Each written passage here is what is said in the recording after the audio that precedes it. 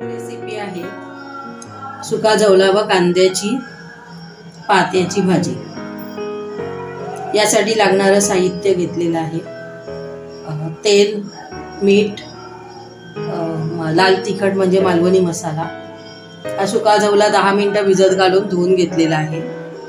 कांदा बारीक कापून घेतलेला आहे आणि कांद्याची पात बारीक करून घेतलेली आहे। तेल पाहिजे। आता आपण रेसिपीला सुरुवात करू।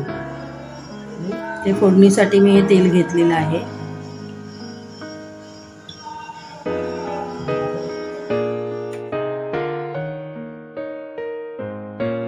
तेल तापवलेलं आहे,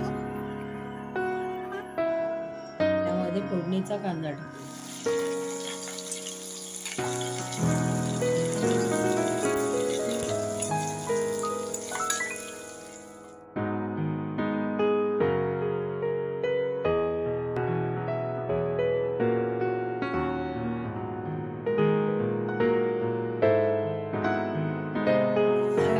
लालसर भाजून झालेला आहे। आता याच्यामध्ये दोन चमचे मालवणी मसाला,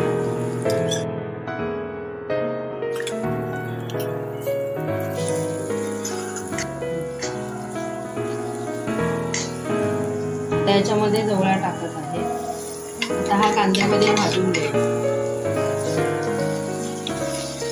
तर तेलामध्ये छान परतून घ्यायचा।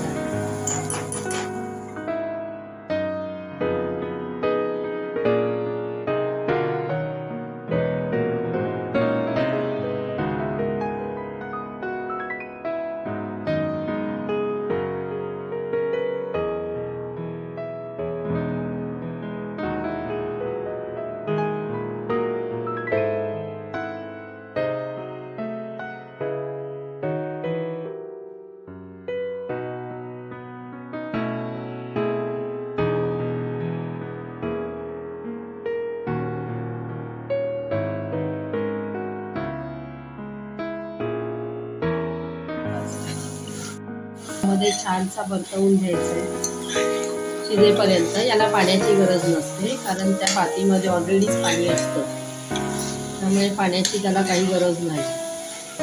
आणि बहुतेक लोकांना नुसती कांद्याची भाजी खायला आवडत नाही, त्यामुळे याच्यामध्ये जवळा घातल्यानंतर ही भाजी अतिशय छान लागते आणि भाकरी बरोबर खायला तर खूपच सुंदर लागते।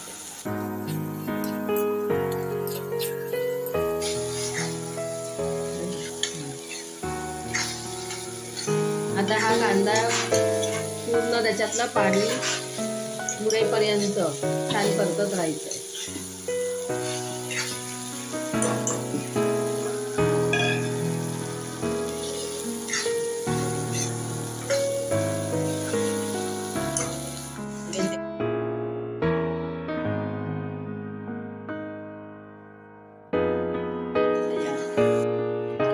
आता ही आपली भाजी तयार झालेली आहे। तांदळाच्या भाकरी बरोबर किंवा चपाती बरोबर आता गरम गरम आपण खाऊ शकतो। जर तुम्हाला ही रेसिपी आवडली असेल तर माझ्या चॅनलला सबस्क्राईब करा। धन्यवाद।